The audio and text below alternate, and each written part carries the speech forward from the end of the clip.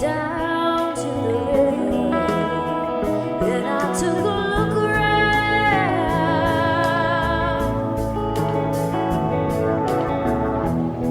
There were old men's shoes, and there were needles on the ground.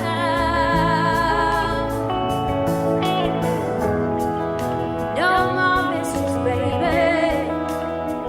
No more secrets, no more clues.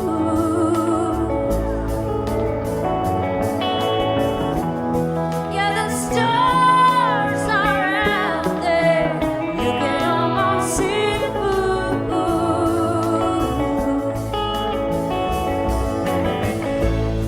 Well, the streets are windy and the subway's closing down. Gonna carry this dream to the other side of town. Walk that line, torn apart. It's a whole lot trying. Ride that train and bring your home. It's midnight on Hollywood.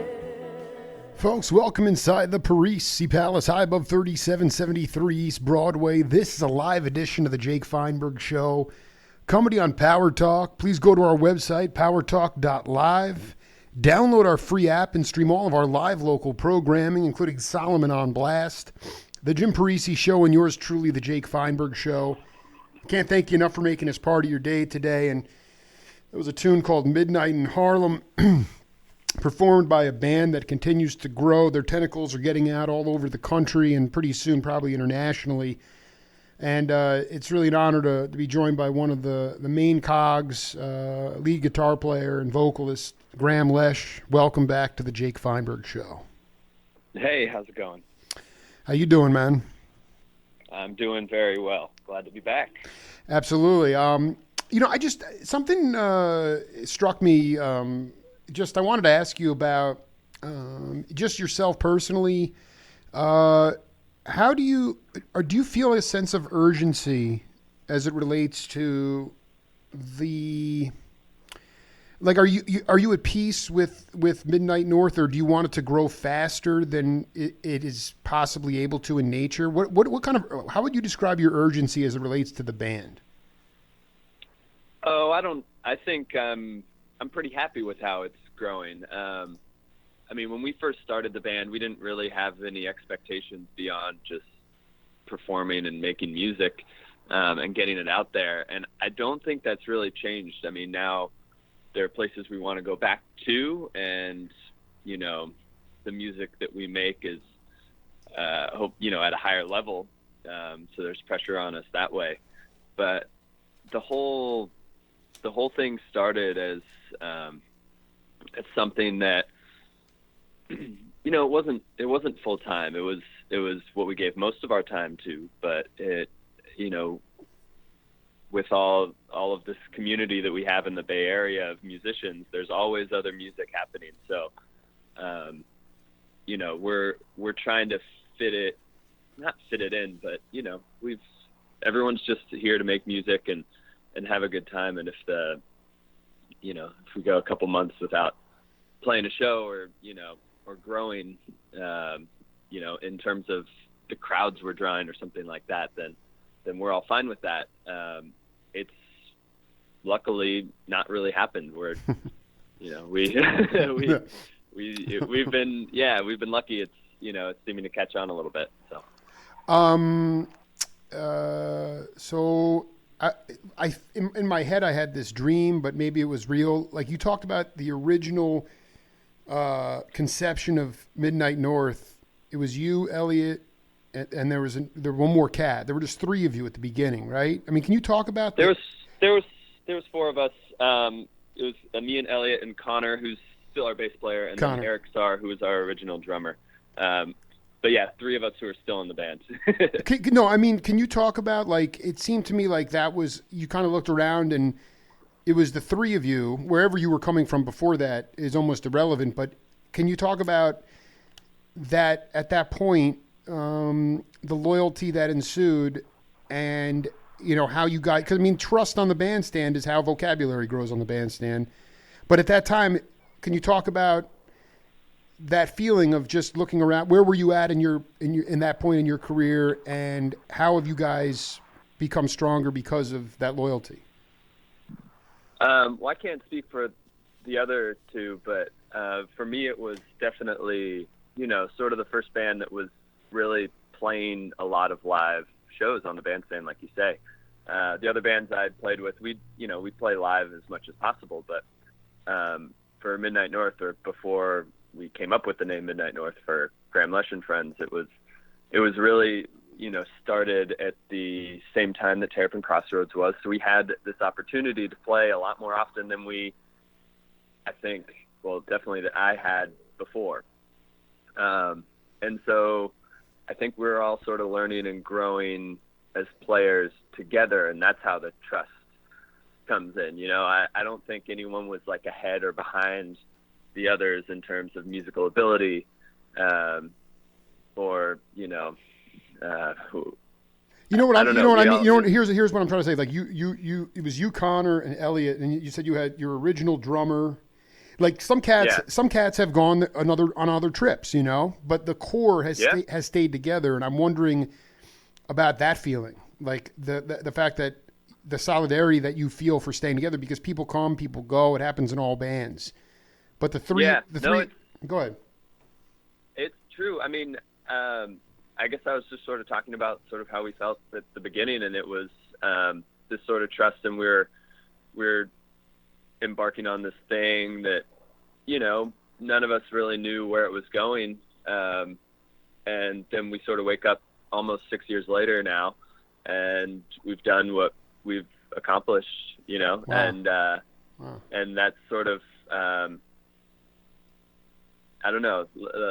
It's not really something I've thought about. It's more just like, wow, we've made it here. There's a lot more that we'd like to do, obviously, but it's sort of more of a wow, time flies kind of a thing, more than anything. Well, and then and then if you're able to, I mean, sometimes it's just obviously just the idea of playing and having a great night, and then that's the music speaks for itself. But then, do you feel like maybe that's what I was talking about with the urgency, where it's like, even in this time, are you able to stop and smell the roses? Or is it just left to the bandstand for that sort of, that good state of mind? Or have you been able to really sort of enjoy and step back from it? Or is it not the right time to do that? I don't think we'd have kept going if it wasn't, a great time, if we weren't able to stop and like you said, smell the roses. But, I don't know. I mean, touring and playing as much as it's hard, but we wouldn't keep doing it if we didn't love it. And if we didn't really enjoy playing music together, for Midnight North, it really is just, I mean, we're going to keep doing this, as long as we can. We've built something that's cool, and I'm not really worried about it ending, because we'll just play, when we can, and we've built sort of the foundation of something that we can keep doing for a while. Yeah, I mean, no, it's cool, because I was like, in transcribing the back half of our first interview, you were like, if I lost my voice, I'd still play my axe. If I had my hands chopped off, I'd still sing. So there's a deep fever inside of you that is going to continue to push forward. It's just, in my mind, I look at what's cool about your group, setting the music aside completely, is that you guys want to stay I think you guys genuinely enjoy being together. So it's like important, because there's a lot of transient nature of bands these days. It's hard to keep bands together. And so it's a lot about modulating the egos. And it seems to me like maybe you guys have borrowed a page out of the Grateful Dead book, where, you sort of police yourselves. There really isn't a de facto leader, and everybody kind of has their bliss. It's true, but also, I mean, I'm not sure that it's taking so much out of any specific band's playbook or anything. It's more just we're we're friends. We've gone through a lot of it together, and we enjoy not just making music but spending time together. And so we want to keep doing that, So that really helps, and it also helps that it's not the only thing that any of us have done for the last 5-6 years, Exactly. Yeah. With Terrapin and with our scene, everyone has their other bands. I mean, Elliot's literally left for Europe the other day, and is you talked about internationally right at the top, but like she's going out with her other musical duo with Peck and Pen, and she's touring Europe for this month, and I just got back from Terrapin Family Band tours, and things like that are constantly keeping Midnight North fresh and something that we want to come back to for all of us, I think. So it's a balance that we sort of stumbled into, but I think we've all found a pretty nice balance of how much we can keep each project and how much time, how much of a percentage of our lives we can give everything, what that balance is.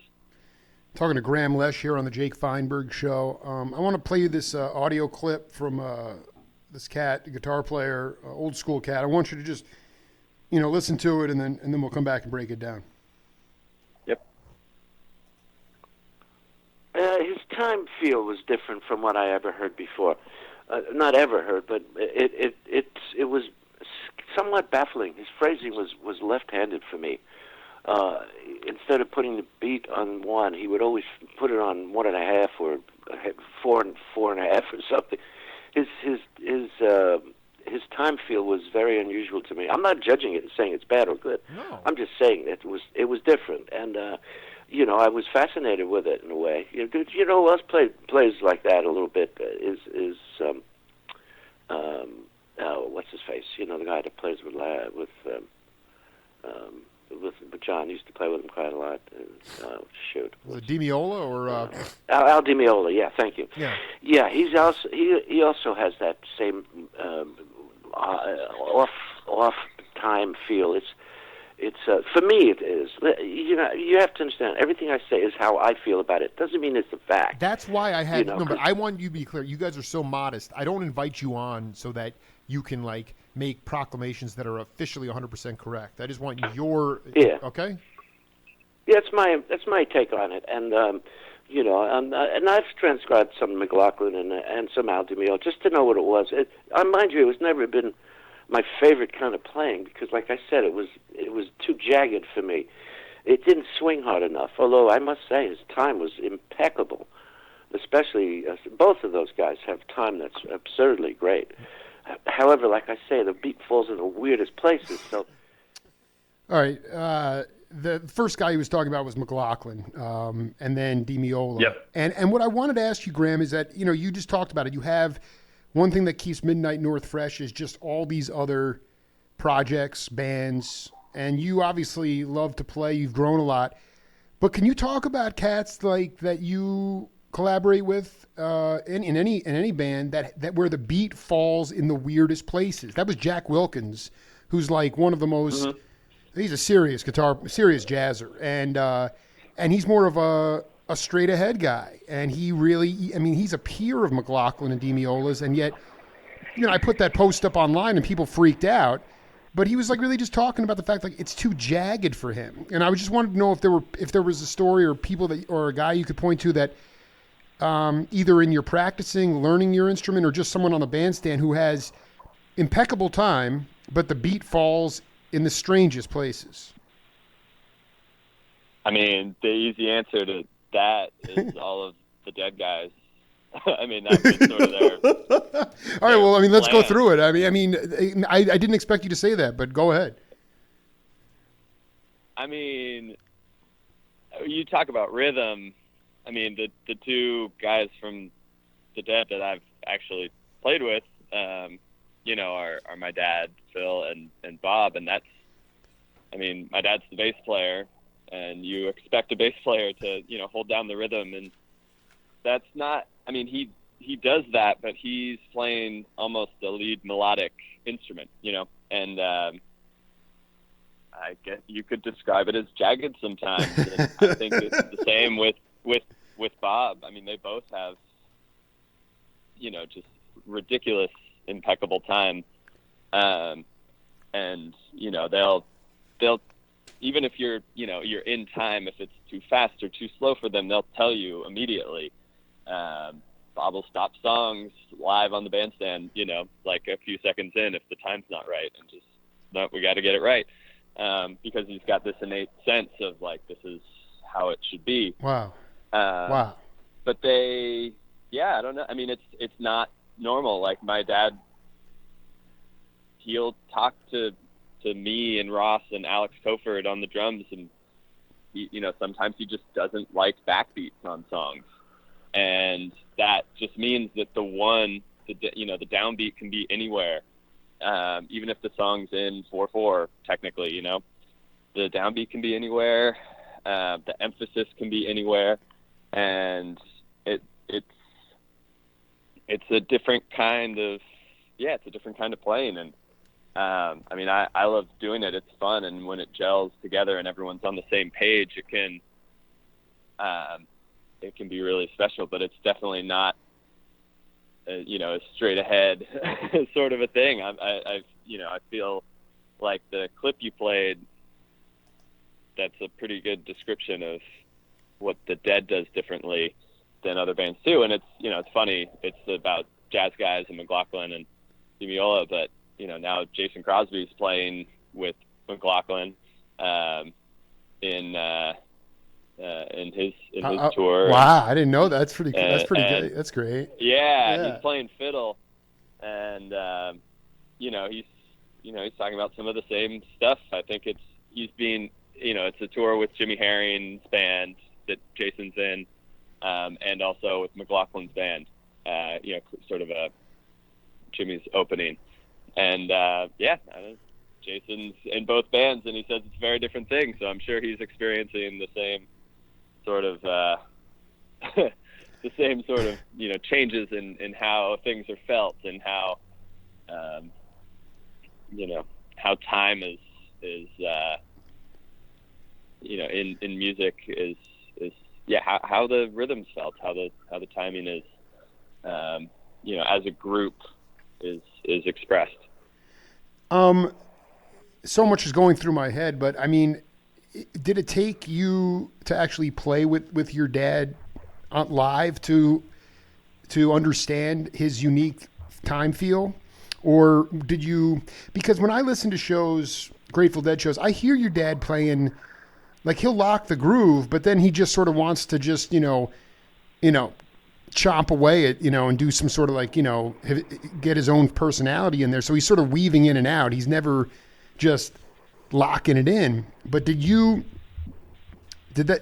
able to pick up on that from listening, or was that something you just learned on the bandstand? Also, the other question is, I mean, all the stuff in the history about your dad is that he was like, you called him a musical nerd, which I love. I mean, he just loved all music, but he was a jazzer. My feeling is he loved jazz. And I'm just wondering about the bass players that he might have been impacted by who were using the upright in a trio setting in a conversational manner, when it was a leading voice, guys like Scotty LaFaro or Gary Peacock, or if he ever talked to you or ever references those jazz, the guys that had influence on his playing in the Dead. Well, I know that he loves jazz. I don't know the specific players, especially any ones that influenced him. I know he was also, he talks about all the time, at least I've read in interviews and whatnot, and in his book and whatever, right, where I think he talks about a lot of this. But, he was into, Baroque voice leading, and, classical music is, sort of what he grew up well, I mean, not classical, but he was composing like sheets and sheets of music. I mean, but he was like, of course. And I also mean, like Ornette Coleman, he was totally in that. I mean, to me, it's absolutely. you know, I don't expect you to know the names, but I guess going back to the original question, I mean, you were class. You know, going back, I also transcribed. I haven't put it up yet, but it's like, you know, you did your classical piano training. You were at Stanford. Your parents never had any expectations for you, but did you really grasp your dad's time feel only when you were on the bandstand with him? Probably. I knew there was something different about how he played because I'd listened to other rock music, especially, and it's very different. And you know, the bass is very different. But it's not just him. You know, it's all the players that he played with. I mean, everyone in the Grateful Dead.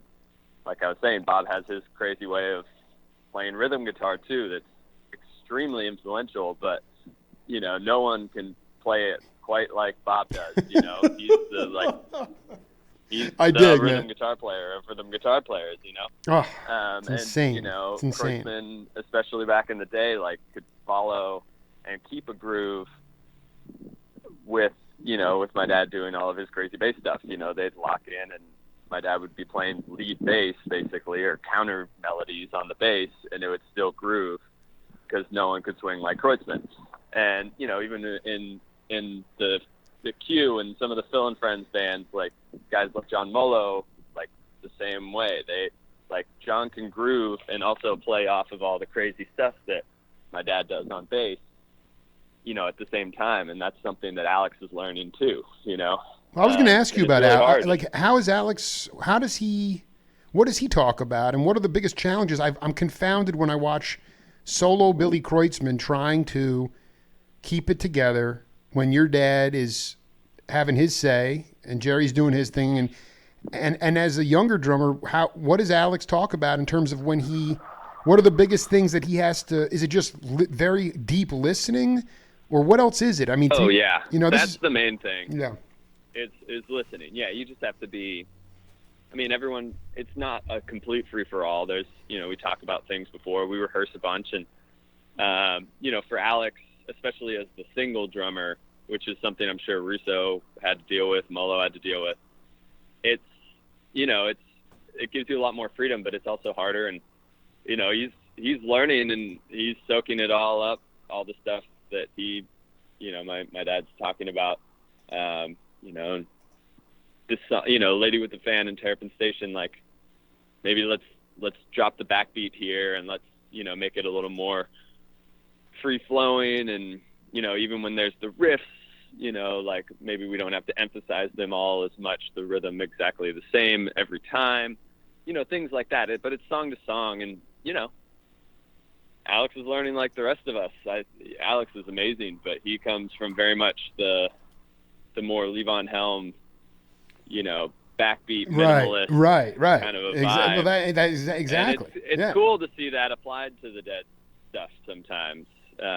Who could be plenty minimalist in, you know, for certain songs, especially in their tempos. You know, they'd be nice and slow and groovy and still get people moving. That's, you know, it's amazing stuff. But yeah,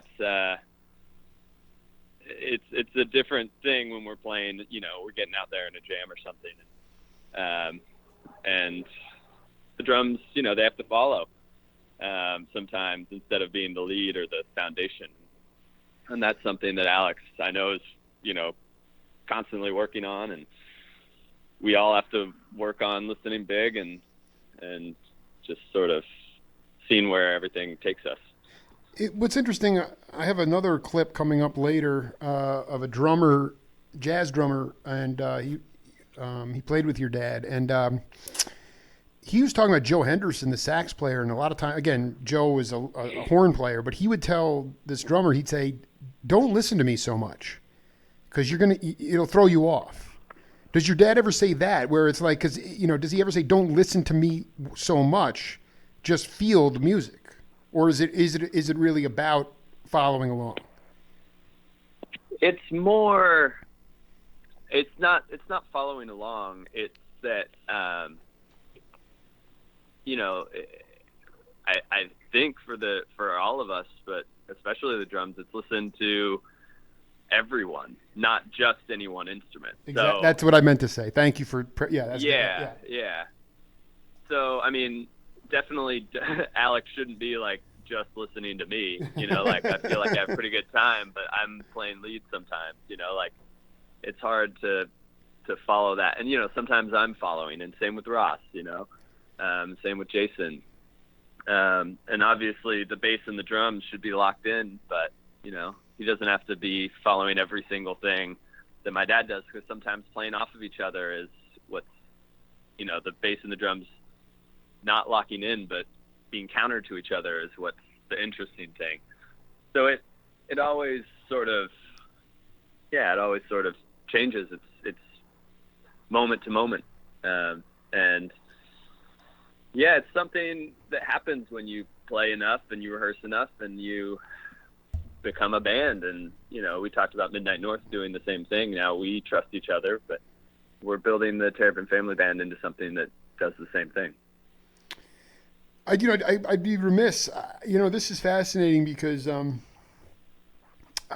could you talk about a moment when, your dad is on record as saying, like, between your brother, yourself, and your dad, this unique vocal blend. It dawned on him at one of these sort of, you guys were singing together and you had this sort of interesting vocal blend. But I wanted to ask you about what that vocal blend is in your mind. Because Phil was often, he would, your dad would sing, but he took many years off in the Dead and didn't necessarily, him and Brent had some great duo harmonies together on songs, but I'm wondering about Brian, Grahame, and Phil. How did that come about, and what is that blend that he's referring to? He's referring to the family blend, which is always going to be greater than the sum of its parts. Sometimes you find people outside of your family who you can sing with as easily, but I think it's more rare. And I don't know, there's all kinds of sibling singers who or family singers who just sound there's just something about it that that's sort of more, I don't know how to put it other than that it's greater than the sum of its parts. And I think with my dad and my brother, it definitely is like that. But, luckily, I found other people who I just blend really well with. Obviously, in Midnight North with Elliot, especially with Elliot and Alex Koford, when we get to do that occasionally, that's a pretty crazy blend for me. That's always fun. My brother doesn't sing and perform so much anymore, but the family stuff extends. Like Elliot's one of my best friends, and Alex Koford is basically my cousin. I grew up with him. The dude is a badass. He's a total badass, man. Yeah, he's an unbelievable singer, and he, his just singing with him, I feel like we can follow and we can. I don't know. It takes a shorter amount of time to like work up a new harmony with him. It takes less time to sort of sink into the nuances of it. And it's the same way with my dad. I don't know. You just find these people who your voices sound better with, and luckily I found a bunch. Even more luckily, a lot of them are in my family. Well, this is the thing. Did your mom sing a little bit? Even just not professionally. Oh, no. Because your voice, you have your own. You really have your own voice. No, I'm just saying you don't sound like your dad. You don't sound like his voice. You have a very, very different. Yeah, and my brother doesn't sound like me really either. We can sound like each other, all of us, I think. Wow. But it is different. And sort of, I don't know, just we combine, and the similarities and the differences sort of blend together into something that's really cool when you're related, because there is, you say we sound different, but I know there are some similarities in tone too, and it might just be timbre or something like that, but they just combine well. Can you talk a little bit about in your own, like, is it where you want to grow the most as we enter into 2018 in terms of your, like, is it on-stage demeanor? Is it as an entertainer? Are you working on what are the things that you are still, that you still have? I mean, everybody's learning. Any musician that I talk to, they'll talk about they're still looking for those notes when in their 80s and 90s. So I mean, I'm just saying, but in this time where Grahame Lesh is right now, what are a couple of or what are some intangible things that you still feel like you have a lot of room to grow, and you look forward to trying to push yourself out of your comfort zone? That's a good question. You can say nothing. You can say nothing. No, I mean, nothing is very much the wrong answer. Yeah. And I know that's not what I think either. But I'm sort of trying to find something each show and each recording session and see if I, just push myself. I don't want to be practicing on the bandstand, but I also want to be pushing myself beyond my comfort zone a little bit. So, and it a lot of it is just physically, I don't know if I can play this thing fast enough in this little amount of time, right. Or making my mind move fast enough where I can follow chord changes for something that maybe I don't know as well and play lead stuff over that. Or it could, sometimes it's even just like trying to play better rhythm guitar or locking in with a different drummer or something like that. So it's always kind of little things. I mean, the main thing I've been doing recently is trying to work on my tone without relying on different gear or pedals.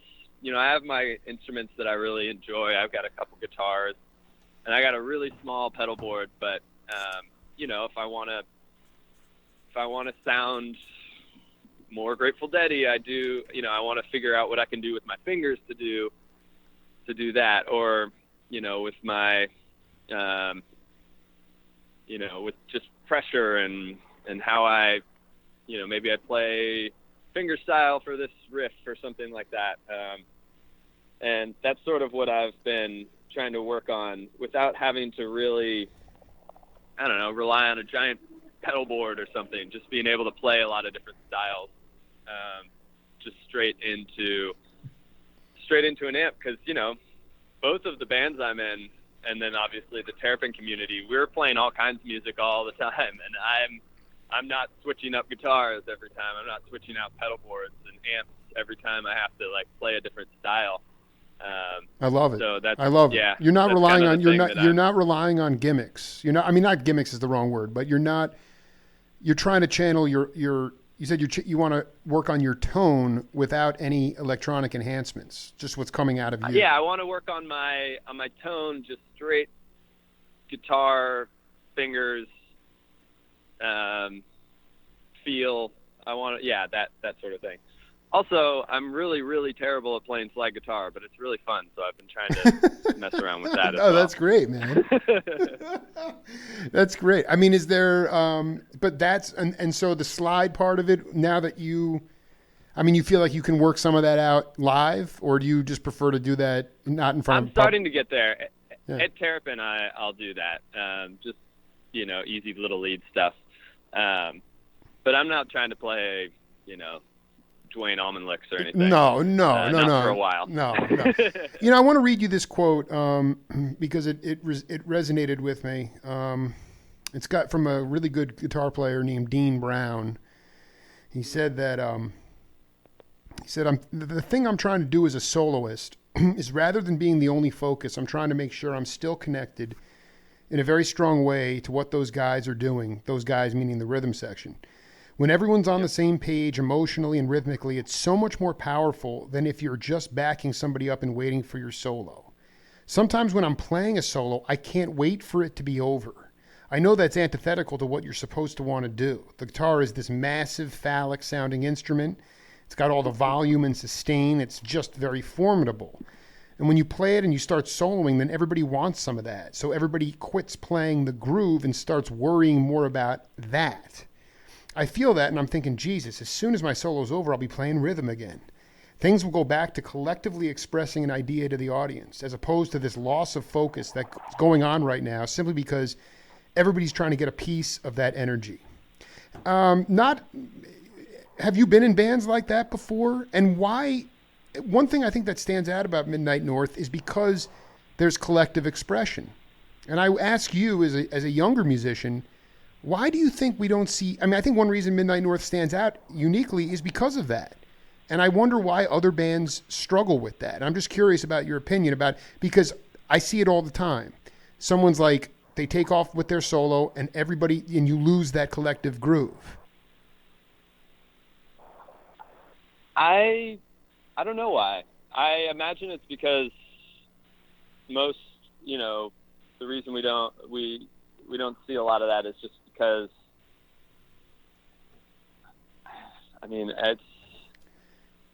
it might just be there's not a lot of bands. There's a front person, right? There's a backing band, right? That's and so exactly. The solo is the focus, and that's very antithetical to the whole Grateful Dead vibe. Jerry was the lead player most of the time, but they were all part of that. Exactly. Anything he played, everyone in the band was part of it, and maybe that's what Dean Brown doesn't like. That everyone loses the groove and starts trying to like he said, get a part of that energy. But I think that's cool sometimes because it makes it less of a solo and more of a group, improv situation.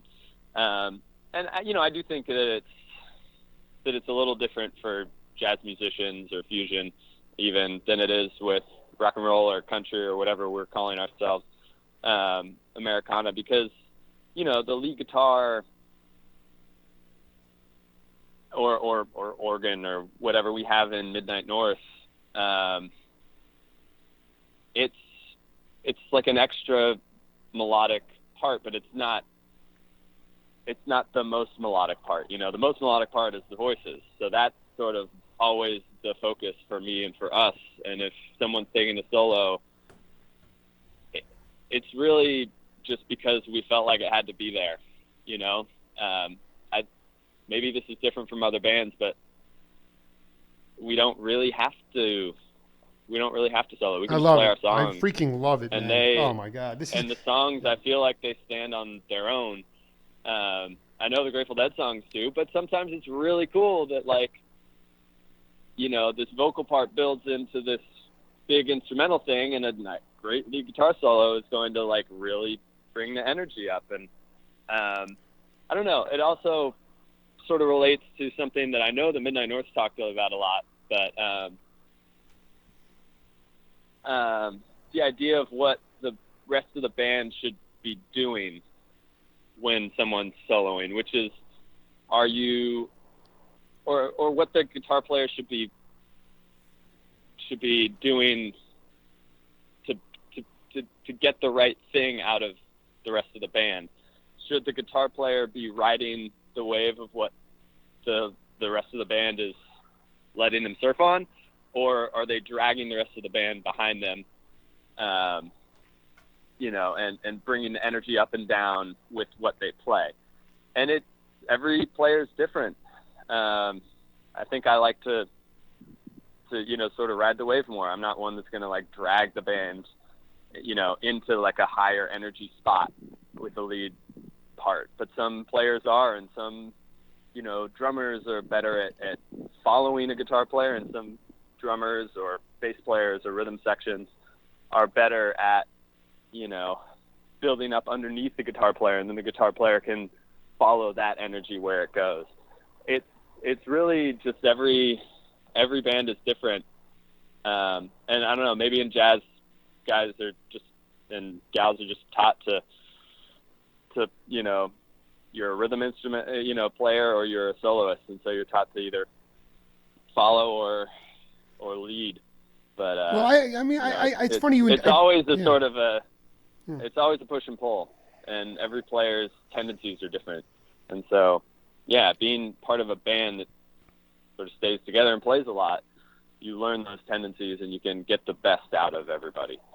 It's really interesting how you interpreted that quote, because now that I think about your interpretation, you're right. It seemed like it was, I don't know. At first, when I read that quote, it was more like him saying, "There's something," and he was also alluding to Jimi Hendrix on Voodoo Child, Electric Ladyland, where he just was playing the chick chick chick at the beginning, and that was without drums. And then the drums came in. Right. So it was the ability to still play rhythm and lead at the same time. And that's what the Dead seemed to do so well. And that was the other question are you just, that's the thing that bothers me about formulaic jazz in this time, is that I was just in New York City and I got to go see Pat Martino, and he's a dear friend and I love him dearly. It was so predictable. It was, you start the song, you start with the guitar solo, then you go to the B3 solo, then you have a horn solo, then a trumpet solo, and it's just like, there's nothing could be more deflating for me.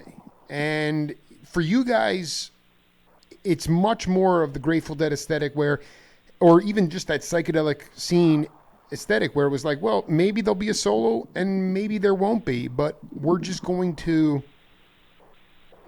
ride the wave. I think that's important. Yeah, and I don't remember if I talked about this last time, but we sort of wrote our last record with all this in mind.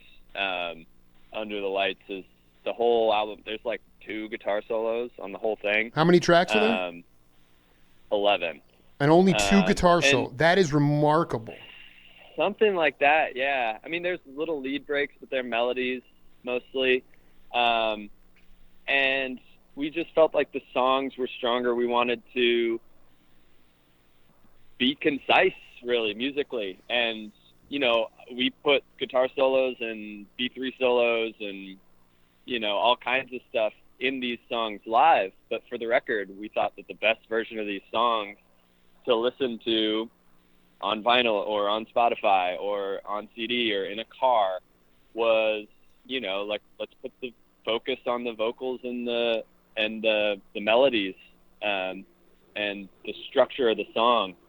And I think it worked. It came out really well. We built all these places where if we want to go into a solo here, we can, but we can also just make this the 4-minute version of, whatever song. This is classic. This is unbelievable. Unbelievable.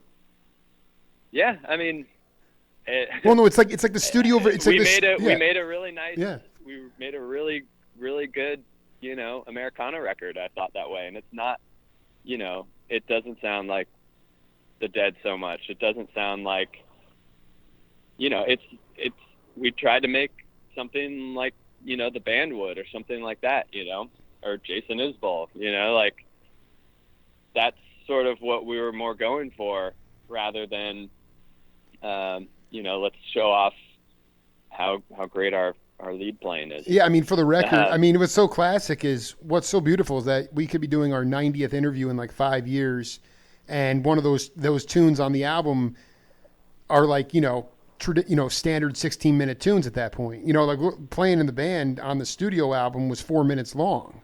And eventually they were like, oh, now we can just stretch out here. And that song eventually... Totally. There's all kinds of examples of that, Right. But for the record, yeah, I don't know. Part of it is we wanted to press vinyl and we wanted to make it as short as possible, but we liked all these songs. So, but part of it was just we wanted to play it live in the studio, and we wanted it to be focused on... that just wasn't what interested us. I dig. I dig it, man. It's something that I probably should work on, but I'm not that great at being a lead guitar player in the studio. And so I didn't want to go home and write solos. That's really boring to me. And then I'm going to be all in there all day playing a bunch of, noodly things until I find something. And it's just it just wasn't what I wanted to do. I feel very comfortable playing lead guitar in a live setting, but studio is just different. And so, yeah, I was just like, let's just play the song. The song doesn't have, the lyric, the chorus ends and we go to the bridge, that's how it should be.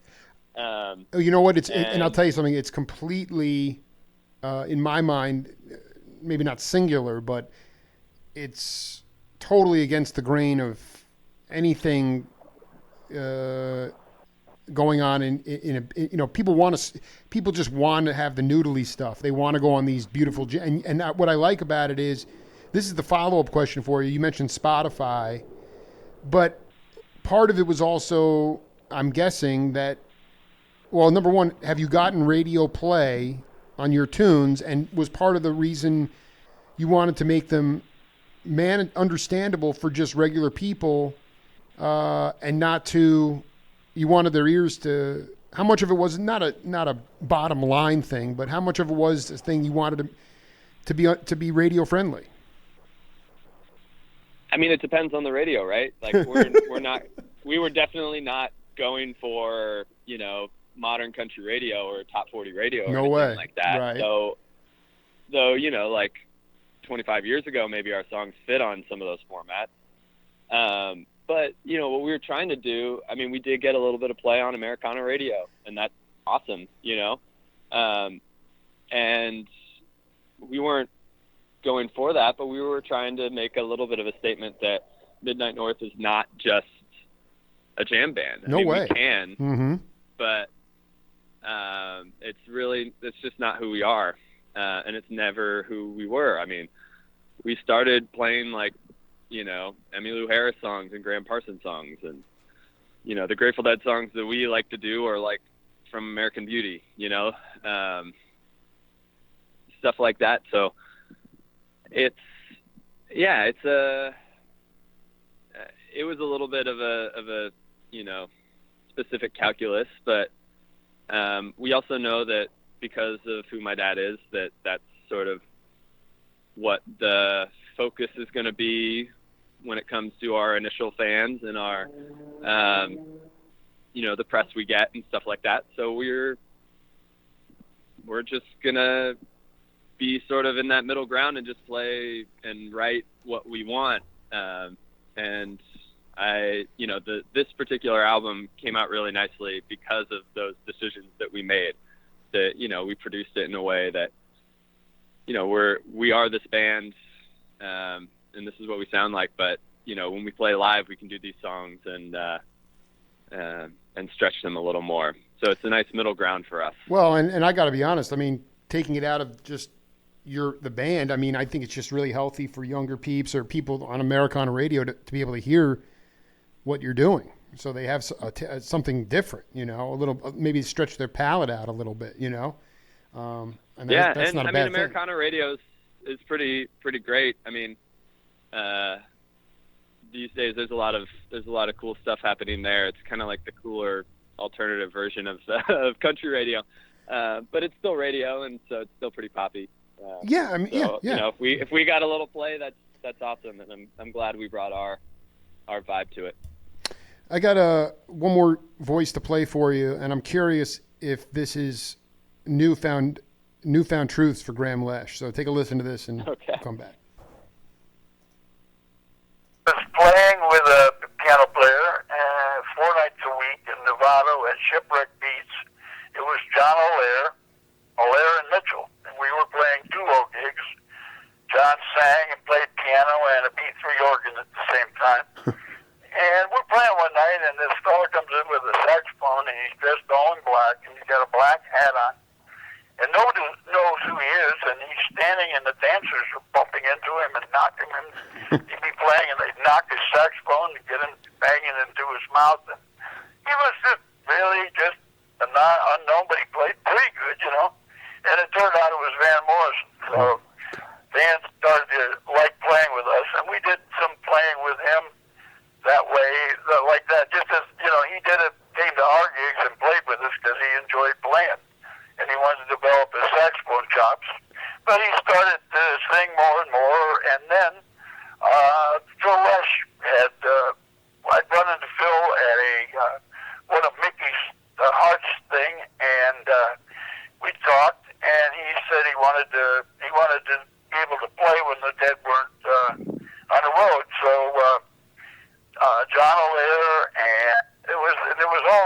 Twin County guys, John O'Leary, Terry Haggerty from the Sons of Chaplain, and Van, and Phil Lesh. And there was a revolving group of people, all kinds of different people who were in and out of that thing. And it wasn't always Van. A good bit of the Loose to Truck was just Phil and John O'Leary, myself, and Terry Haggerty.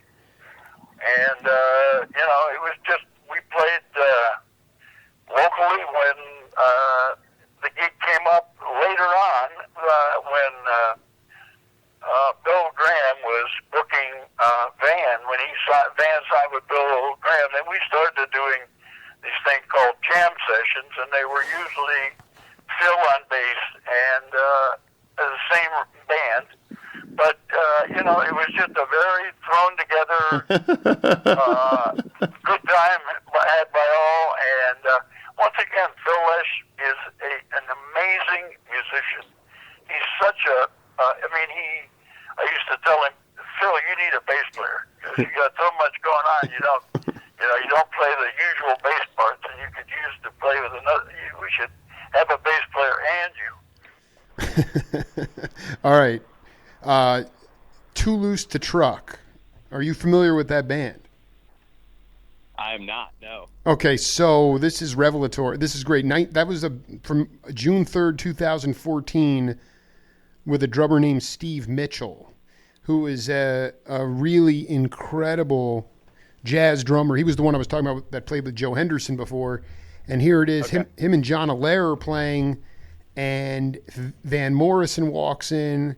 Next thing you know, Phil's in the band, and it was basically a short-lived group, but it was, in my mind, one of the only bands that your dad was in outside of the Dead. It was called Too Loose to Truck, 1976. And there's a couple of shows out there, too, that are remarkable.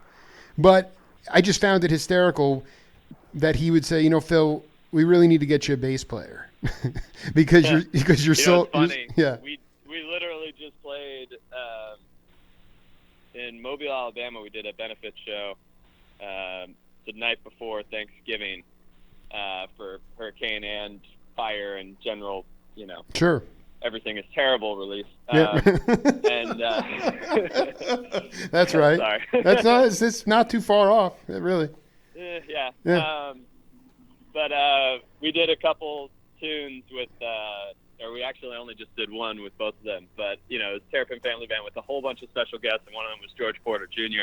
And that was fun with the one tune with the two of them playing bass. Wow! Wait! George and your dad were playing double bass. Yeah, on Iko of all songs. It was pretty amazing. They play very differently, obviously, and I'm sure it could work. But that would be a lot going on down in those low registers. Before I let you go, I wanted you to talk about your musical relationship and your relationship with your brother Brian, and what you respect most about him as a musician. Yeah, I mean, Brian, he's not really a musician anymore. But when he did, he was a great player, great singer. But most importantly, and he still is, a really amazing writer. So now these days he's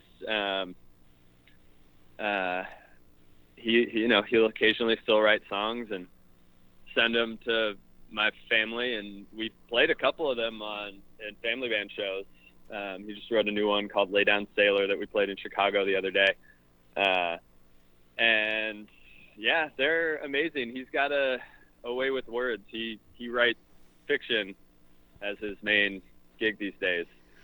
He's working on a book. Wow. So do you? Yeah. But do you hope that he gets back on the bandstand? If that's what he wants, then yeah. But I'm just pretty stoked that he's doing creative things. Right. And if he wants to write our lyrics or for the family band or write songs for us, that's pretty amazing too. I mean, we hang out and talk about like sports and stuff, and play with with my nephew, with Brian's son Levon, and Levon Lesh you is know, his that's- name. Levon Lesh. yep, It's such a great. Yep. Yeah. Levon No, I did. Davis. I mean, but I respect it too. As long as he's tapping into the creative source, you're cool with that. Yeah. Yeah, I mean, he's my brother. I mean, he's a great player, but you know, he's going to do what he wants to do, and I am super into that. And if that involves writing, then that's even cooler for me, because dang, he is a very, very good songwriter and just writer in general. But yeah, it's a lot of songs that